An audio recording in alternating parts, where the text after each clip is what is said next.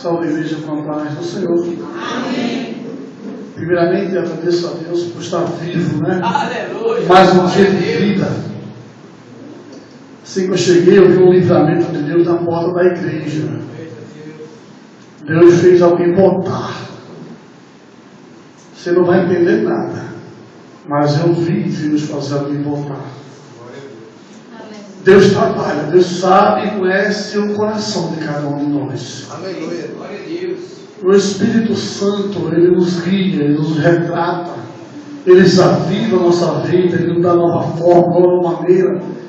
Ele nos leva a um patamar de excelência, porque Ele é Deus, porque Ele é Senhor.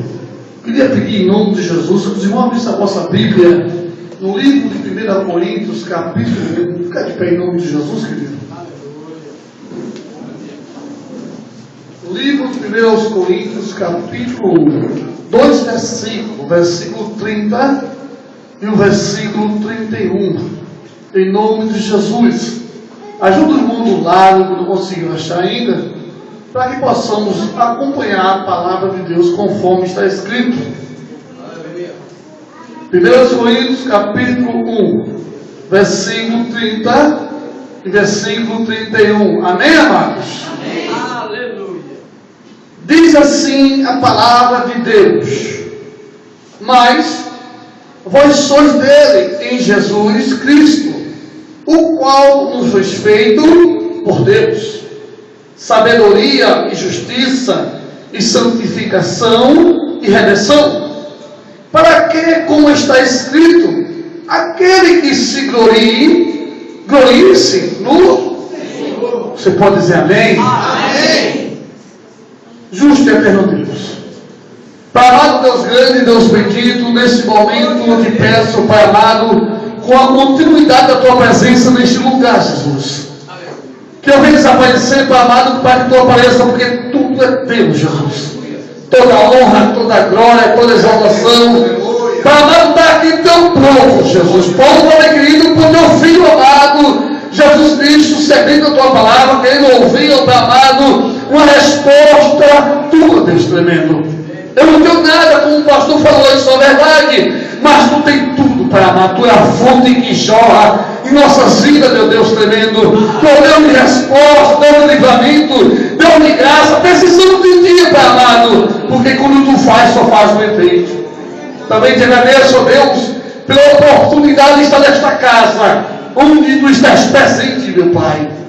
Pai amado, para te adorar, pela leitura da tua palavra, por cada vida, Senhor, que está aqui presente. Jesus, muito obrigado, meu Pai, por esta oportunidade. Em nome de Jesus, a igreja diz amém. Poder sentar em nome de Jesus.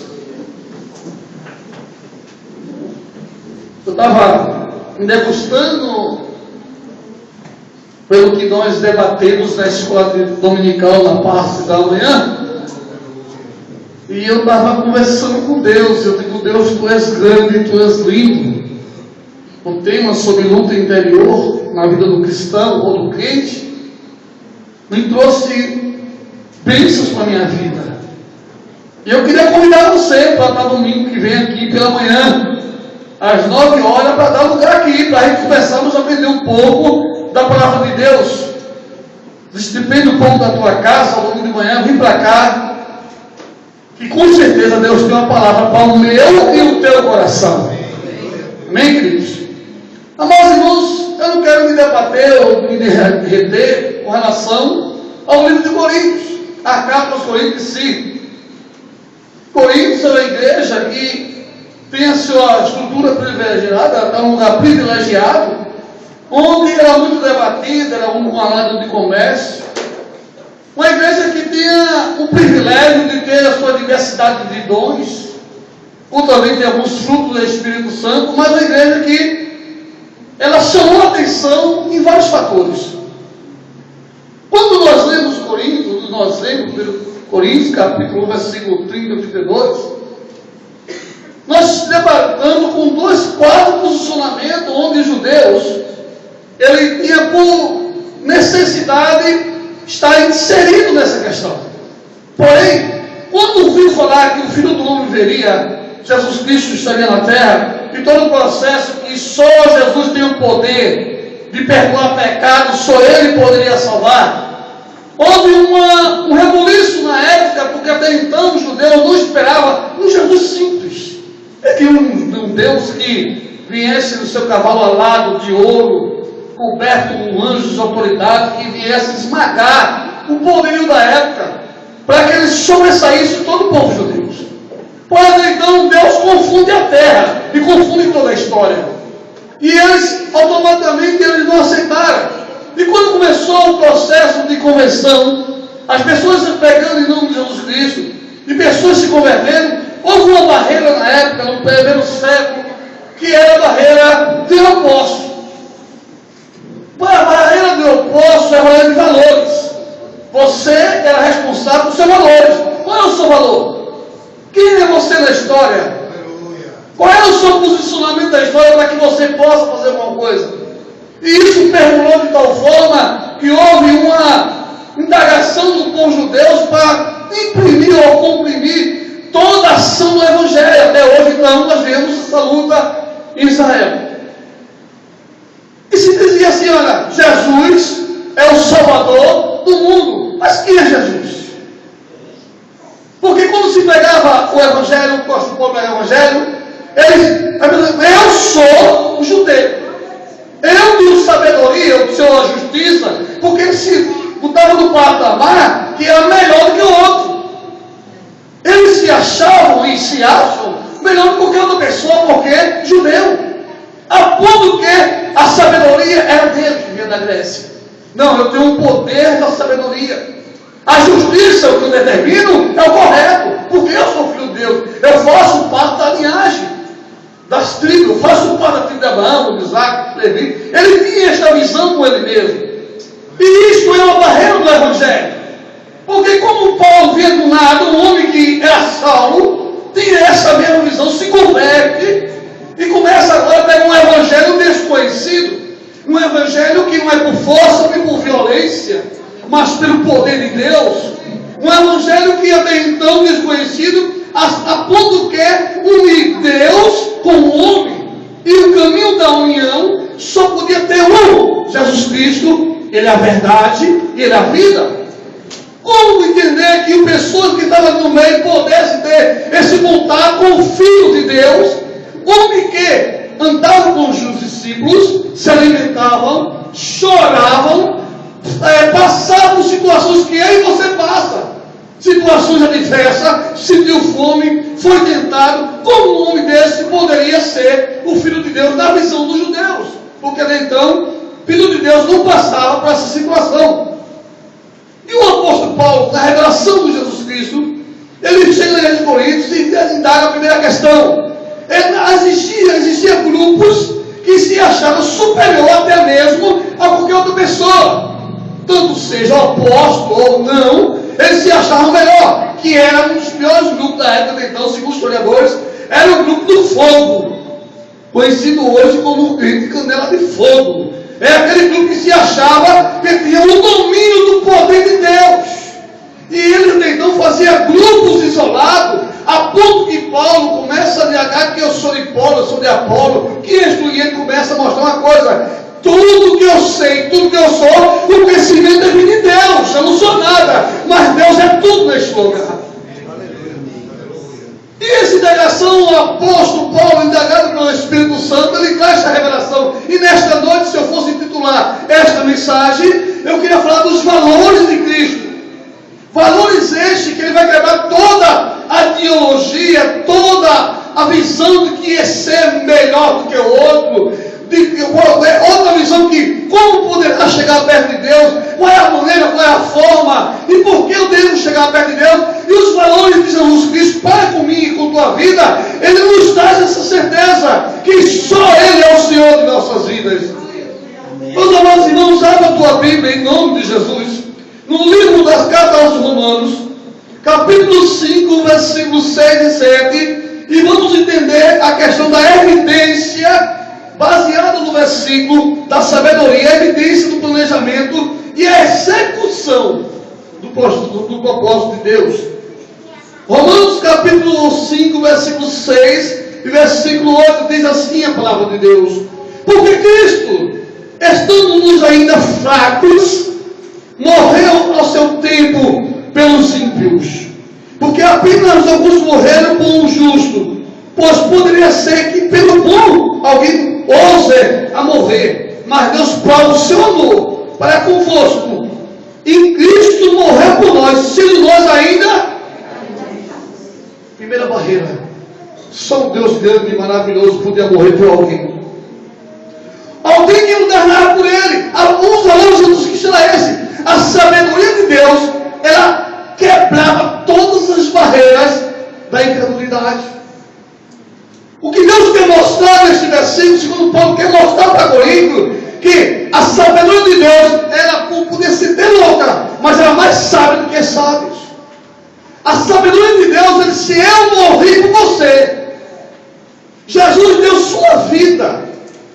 Eu não disse, não, se fosse, não, eu dei a vida para aquele doente, pelos enfermos, pelos drogados, pelas pessoas que não têm perspectiva de vida, pelas pessoas que não têm valor nenhum, as escórias da sociedade. Jesus morreu na cruz por eles, por nós. Porque quando a sociedade não vê valor nessas pessoas, Jesus já vê diferente. Jesus já age diferente. Quando todo mundo joga na escola, joga para baixo e diz que vai estar tudo perdido, Jesus não deixa ser, não. Eu paguei um preço de sangue. Eu fui bofeteado, eu fui julgado, me jogaram por pecado, morri na cruz do Calvário para morrer por tua vida, por nossa vida. Esse é o Jesus da cruz. A sabedoria de Deus nos leva a entender isso. E quando começa a mostrar para ele: você é salvo, não é porque você é bonzinho. Você vai ser salvo, não é porque você fala grego, é pai, caramai.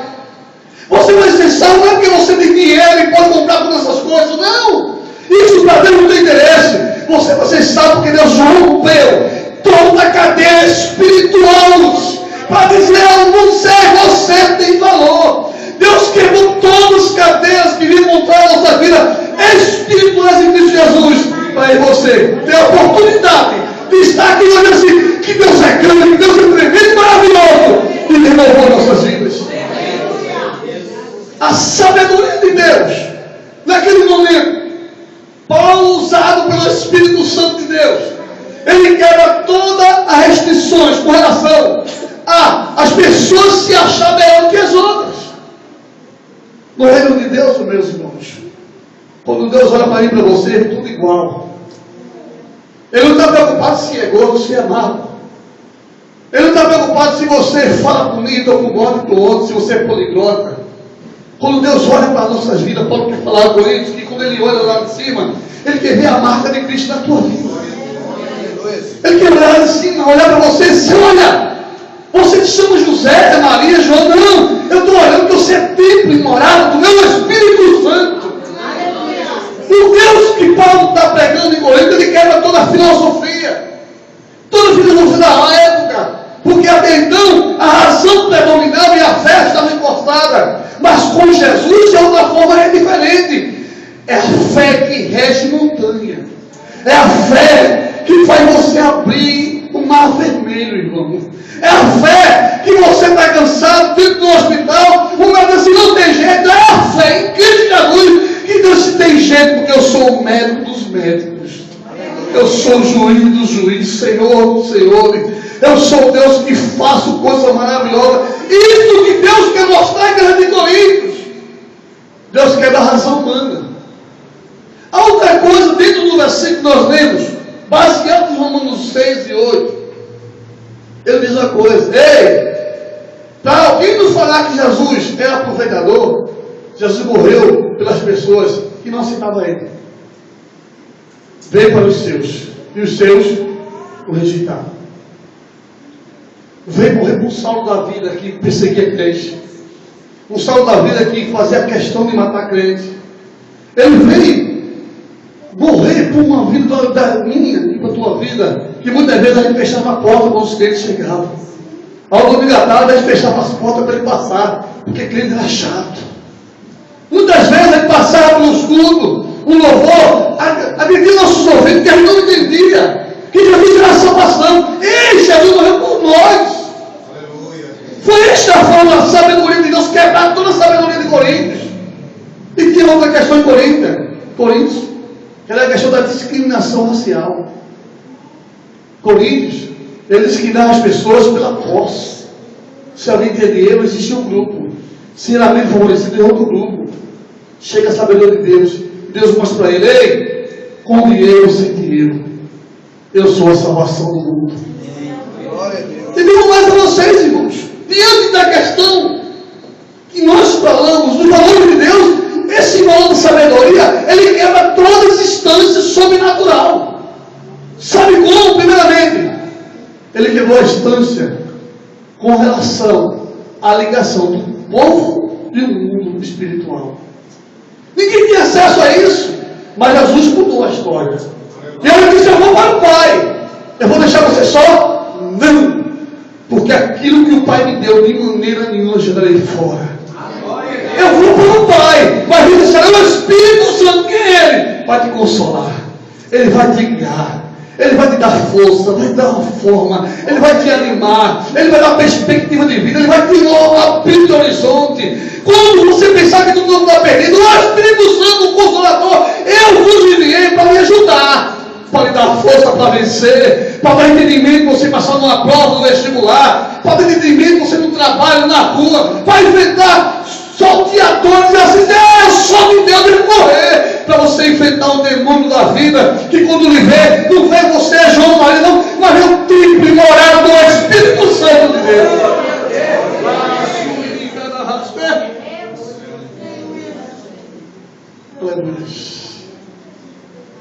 Deus vem quebrar toda a sabedoria humana para mostrar que a sabedoria dele é acima de tudo. E a terceira coisa que o versículo nos mostra com relação a ele morrer com as pessoas que não gostaram dele é outra questão. Deus quebra a sabedoria do eu acho. Porque até então as pessoas de Corinto haviam um problema sério. Até na ceia as pessoas comiam demais e outros comiam nada. Não tomaram vinho, alguns ficavam bêbados, outros nem ceavam. Eles se achavam que com mais comesse, com mais bebesse, mais santo se ficaria. Parece até a mesma questão da questão lá atrás, quando a Torre de Babel. Vocês sabiam que as grandes igrejas hoje, que é esse templo enorme, com a cor bem alta, essa visão, quanto mais alta, mais perto de Deus chega. Mas Deus quebra essa sabedoria também. Há uma pergunta: quando termina de adorar, Senhor? Em Jerusalém? Não. Na tua casa, no ônibus, no colégio, no teu trabalho, andando pela rua. Você é um adorador de Deus. Não importa onde você esteja. A ponto que, mesmo se você falar, não te preocupa não, tem um Espírito Santo que percebe um gemido inexprimível sobre a tua vida. Louvado e agradecido é o nome de Jesus. Valor de Deus, sabedoria de Deus. Ele vai mais adiante, dentro do versículo, a evidência do planejamento de Deus. Lembre-se, irmão, todo o processo de salvação, todo o processo desde o princípio do mundo, não foi um alvo jogado à toa, não. Houve um planejamento espiritual de Deus. Vem Deus, passa todo o processo do Antigo Testamento. Há uma profecia em Isaías, há uma profecia em Joel. Começa agora a falar de um Jesus de uma forma diferente. Quem é esse Jesus? Começa a falar do Espírito Santo. Chega em Mateus, passa um período intertípico de 430 anos de silêncio de Deus, mas Deus não deixa cair sua promessa, que é o proliferação do povo dele. Chega Jesus Cristo, fez um processo, passou esse ministério todo, passou todo o processo, mas há um planejamento de Deus, conhecimento de Deus. Sabe por quê? Para que eu e você hoje não tenha desculpa de adorar Ele, não tenha limite de adorar Ele, não tenha forma, mas assim, se eu não fosse assim, por que tu é? Não, Ele passou por todas as coisas que nem você passa e não desistiu. E a ordem de Deus, a sabedoria dele: ei, está difícil, permaneça firme. Não, como se fosse, Jesus é tua força, Ele é tua fortaleza. Ele vai lá e diz: eu sou o socorro, eu estou próximo com você. Eu sou do socorro lado a lado. O próprio Jesus sei, não uma profecia diz isso para a igreja, o que eu vejo, minha alma verá e ficará o quê? Satisfeito. Eu quero te dizer uma coisa, mesmo antes de você nascer, Deus já tinha projetado esse dia para te dizer, ei, você é uma bênção na mão de Deus. Projeto de Deus, planejamento de Deus. Às vezes a gente tem sofrimento, choro. Às vezes tem luz, é projeto de Deus, porque você vai ser que para se amadurecer um pouco mais espiritualmente. É preciso passar por caminhos difíceis para que você possa amadurecer. Porque Deus quer ter uma intimidade maior conosco. Deus quer falar e Ele quer que a gente escute a sua voz. Deus quer mostrar o caminho e quer que você enxergue o caminho correto. Deus quer direcionar a tua vida. Por isso que é preciso a gente passar por processo. Processo às vezes que você não entende. Mas Deus conhece a tua história. Deus conhece a minha história. E eu te digo mais, olha, Ele diz, não vai perder nenhum que está aqui presente. E se tem alguém afastado da tua família, persevera, ora, porque o projeto de Deus é para ele ir para o céu. Eu quero te dizer, eu não sei como vai ser, vai haver por isso, mas ele vai chegar aqui para orar a Deus em espírito de verdade. Jesus quebra os valores. E o segundo valor, Jesus Cristo, Deus da hora. Abra a tua Bíblia em João 14,6. É o texto aula, que é o requisito da devoção, de adoração a Deus, diante da sabedoria de Deus, que o apóstolo Paulo quer mostrar isso. O requisito para a adoração e devoção de Deus, está escrito, disse Jesus, eu sou o quê? O caminho, a verdade, ninguém veio ao Pai, a não ser por... E dentro da sabedoria de Deus, eu quero dizer a você que não há forma e nem há maneira de chegar a Deus a não ser só Jesus. Por mais que se chore, por mais que se busque, pode ser quem for, do alto escalão espiritual até o não escalão espiritual aqui na terra, só Jesus tem o caminho correto. Só Jesus, Ele tem a verdade que liberta as nossas vidas. Só Jesus, Ele tem o sopro da vida para levantar o caído, cansado, morto, Ele ressuscita. Mas só Ele tem o poder para nos dar vida, para nos alegrar, para nos dar força. É Jesus de Nazaré. O Yeshua HaMashiach. É o Messias, é aquele que veio do carpinteiro, mas tem um poder. Ele nasceu em Belém, nem dava nada, mas ele tem o poder de dizer a você: se você permanecer em mim, permanecer na minha palavra, vai permanecer em vós, é certeza de salvação. Ele vai permanecer, não foi vós que me escolhesse, não. Eu vos escolhi a vós. Você pode dizer amém, amados? Amém. O segundo valor de Jesus Cristo, o segundo texto que nós lemos, eu queria que os irmãos abrissem a vossa Bíblia em 2 Coríntios, capítulo 5, versículos 20 ao 21, que é a justiça, irmãos. É o segundo fator de chegar ao céu, a justiça, que é a evidência da pureza em vida e pensamentos.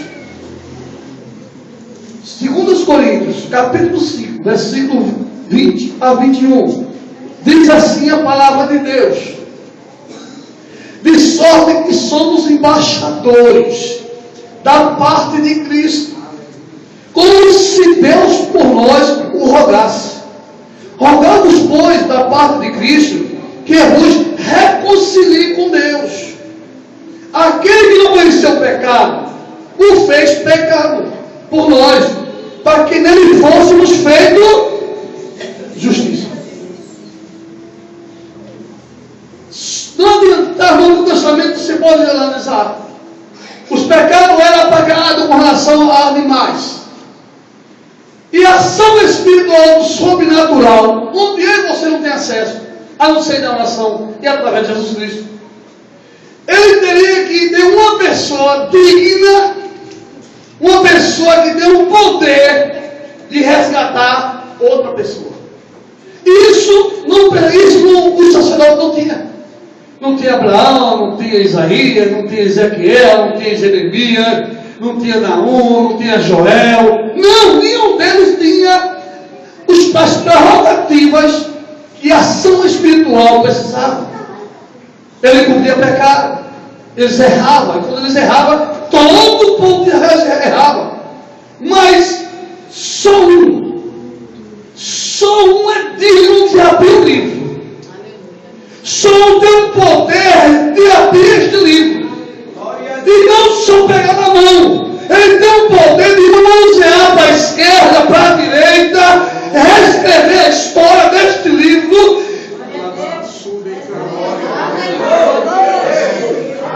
Só ele tem o poder de ter na mão este livro. E tem este poder de não só ter na mão, mas ter o poder de começar a desatar os 7 céus.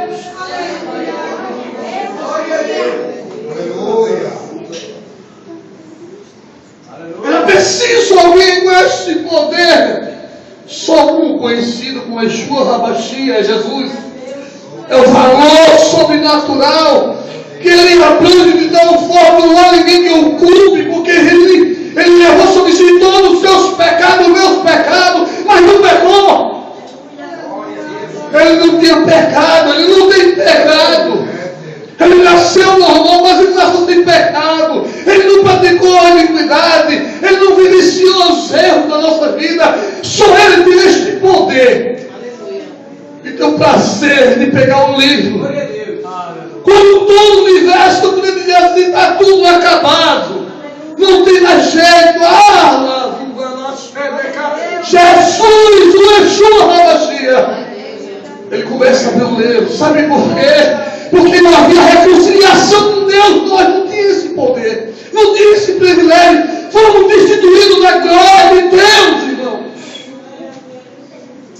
Glória a Deus. Nós fomos destituídos da glória de Deus. Glória a Deus. Havia uma barreira intransponível à visão humana. Havia uma parede que eu e você estavam perdidos, queridos.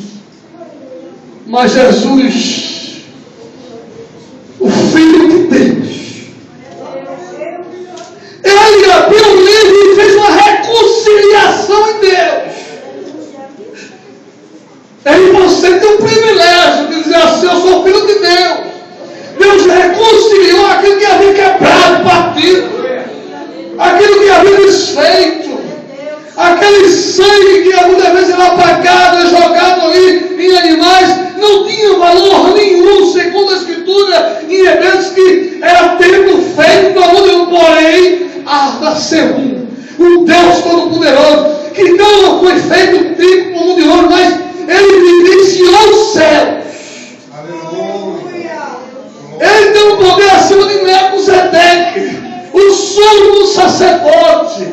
Ele é o Jesus, aquele que o mar obedece, aquele que o vento se acalma, aquele que transforma peixinho em janta, aquele que dá cura ao cego, que levanta o cansado, dá aquela mão da súbita, aquele que anda sobre as águas.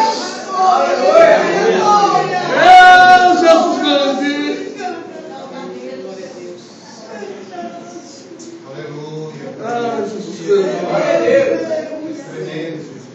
Reconciliou Deus. Ele fez a ligação, onde a Bíblia diz em Colossenses: e nós fomos resgatados. Ele foi lá e tomou a força. Não, há uma oportunidade. E vamos transportar para o reino do Filho do seu amor. Ninguém deu nada para ele. Eram indignos. Não havia nenhum atrativo em sua vida. Está escrito lá em Isaías. Nós olhávamos para ele e não havia atrativo, não havia nada que pudesse chamar atenção. Mas ele não levou sobre si nossas dores de enfermidade. Ele sabia, o castigo dos pesados estava sobre ele. E pelas nossas pisaduras fomos que? Sarados. Ei, Jesus reconciliou você e Deus. Você tem um valor tremendo para Deus. Há um preço, há um trabalhar de Deus. Não vai pensar que macumba ou desparta da vida vai afastar de Deus, não, porque nem a morte, nem a altura, nem os anjos, nem poderão, nada poderá afastar do amor de Deus em Cristo Jesus. Jesus é grande. Ele pagou o preço, ele foi lá, ele foi perto de sangue, ele passou, ele foi moído pelas nossas transgressões. A justiça de Deus é tremenda. Ele pagou. Antigamente, quando pegava um escravo e era tomado do seu senhor, e quando ouvia o seu escravo no meio da rua, os homens que iam em cima do escravo para devolver ao seu senhor. E a única forma de ele não ser devolvido, ter a liberdade, era mostrar o preço pago. Era o Espírito dizer assim: esse foi pago. Alguém pagou para a vida desse escravo. E o inimigo, quando vai na sua vida, na sua família, na sua vida, e quer fazer algo diferente, quer acabar com a vida, quando ele pensa que vai, a mão de Deus se levanta. Eu paguei um preço de sangue por esta vida. Nada que ele fere não tem nada, porque eu paguei o preço por ele. E as pessoas, os inimigos da nossa vida, ele pode até acusar ele. A cruz do Calvário, a agulha furada, é o sinal do preço que ele pagou por minha vida, por tua vida. Ninguém pode te acusar, ninguém pode te injuriar, jogar tudo para baixo. Jesus é melhor, ele é maior, ele é primeiro e maravilhoso. Não há nada que mude tua vida, porque Deus já pagou o preço do Calvário. Você pode dizer amém? Amém. Jesus amor. Abra a tua Bíblia em nome de Jesus. Filipenses capítulo 3, versículo 20 ao 21. Fala da evidência da ação correta com relação à justiça de Deus. Diz assim a palavra de Deus: mas a nossa cidade que está no céu, de onde também esperamos Salvador. Aleluia. O Senhor Jesus Cristo, que transforma o nosso corpo abatido para se conformar ao seu corpo glorioso, segundo a eficaz poder de sujeitar também assim todas as coisas. Você entendeu esse negócio como é profundo? Come feijão, come farinha, chora, se esperneia, leva topada, tem susto, entra em pânico, não tem o poder, então do sétimo andar voar, senão vai morrer.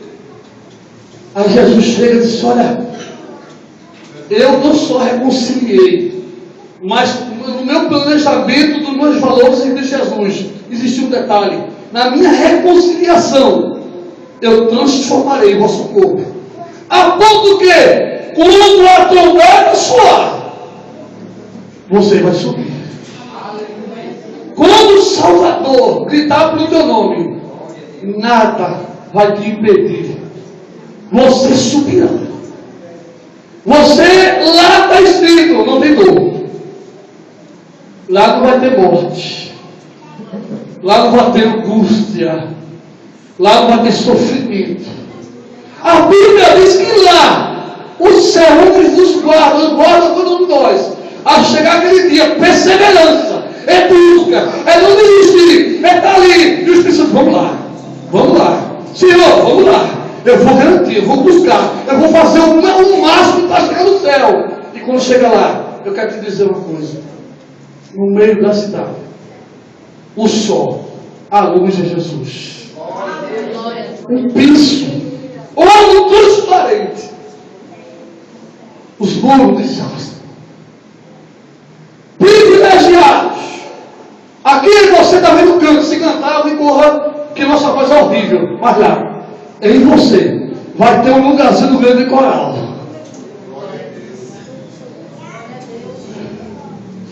E você vai dizer assim: valeu a pena. E o interessante, em ter um lugarzinho no grande coral, ninguém vai te empurrar, ninguém vai dizer que você é feio, que canta mal, que canta ruim. Não. Lá, você vai ter o prazer de dizia assim: santo. Santo. Santo é o Senhor dos exércitos. Ninguém vai olhar você com cara feia. Você não vai chegar na sua casa, ter lá o esposo ou a esposa te desejando mal, teu filho causando um problema. Não, você não vai chegar lá, não vai ter emprego, para você ver as portas fechadas, e você botar a mão na cabeça: o que é que eu vou fazer agora? Ardido, esconder! Não é só santo, santo, santo, santo, santo, santo é o Senhor dos exércitos. Vai valer a pena. Vale a pena honrar, vale a pena buscar esse Deus, vale a pena acreditar, queridos. Esse valor de Jesus nos mostra que vale a pena. Isso é o valor da justiça de Deus, porque o que você passa aqui tem um peso maravilhoso para os céus. Cada lágrima, Deus é tão tremendo que Ele diz que sobe como um cheiro suave. Aí tem anjo levando incenso de fumaça, de lágrima, de choro. A Bíblia nos diz isto. Ela nos garante que esse vai valer a pena. Vai valer a pena. Não se compare, agora é muito mais, vai valer a pena. O que vai passar vai valer a pena. Nós vamos chegar lá. Eu não sei se tem prova, tem nada, não sei se pode chegar lá. E eu vou dizer a você: foi bom chegar lá. Você pode dizer amém? Amém. O terceiro ponto que Deus mostra através de Paulo com relação a Jesus Cristo está escrito em Romanos 6, 22 a 23. Abra a tua Bíblia em nome de Jesus, que é os valores da santificação. Esses valores evidenciam da consagração espiritual para com Deus. Romanos capítulo 6, versículo 22 a 23, diz assim a palavra de Deus: mas agora, aleluia, libertado do pecado, feito servo de Deus, tendo vossos um fruto para a santificação, e por fim, a vida eterna, porque o salário do pecado é, aleluia, mas o dom gratuito de Deus é a vida eterna, por Cristo Jesus. Aleluia. Nosso Senhor. Dentro da santificação, há algumas verdades. Primeira coisa, não há santificação no pecado. Se há pecado, não há santificação. Se há santificação, é a ausência do pecado. Se há escuridão, é a ausência de luz. Porque quando a luz está, não há escuridão. Mas irmãos, e ele garante, ele vai mais adiante: feito servo de Deus. Ei, irmãos, vale a pena resistir ao pecado. Vale a pena resistir tantas falhas desse mundo. Vale a pena ser chamado de tantas as coisas. De crente doido, crente fanático, que pessoa besta, por trás daquele negócio que dá certo. Ei, vale a pena, irmãos. Vale a pena resistir a todas essas coisas que nos rodeiam, porque Jesus nos garante, quando nós se omitimos, ou melhor, não agimos de acordo com o pecado, há uma santificação em Cristo Jesus. Vale a pena resistir. Eu sei que não é fácil. Eu sei que isso nos ao nosso redor, no trabalho, na igreja, até dentro da igreja. Infelizmente é a verdade.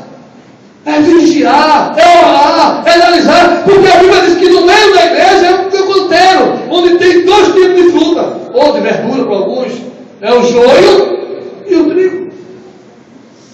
Bom seria se fosse todo mundo trigo, mas não é. E aquele que é joio se cuide para ser trigo, e aquele que é trigo se santifica mais. Porque na colheita de Deus, se fosse eu que fosse colher, eu errava. Eu podia trocar o joio pelo trigo, que é quase a mesma coisa. Mas quem vai colher, na grande colheita, é o Deus que conhece todos os cabelos da nossa cabeça.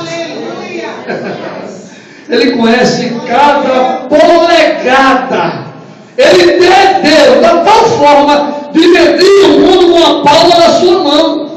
Ele tem a ousadia de dizer assim: ei, vocês são uma gota no balde. É um pouquinho na balança. Vocês são nada.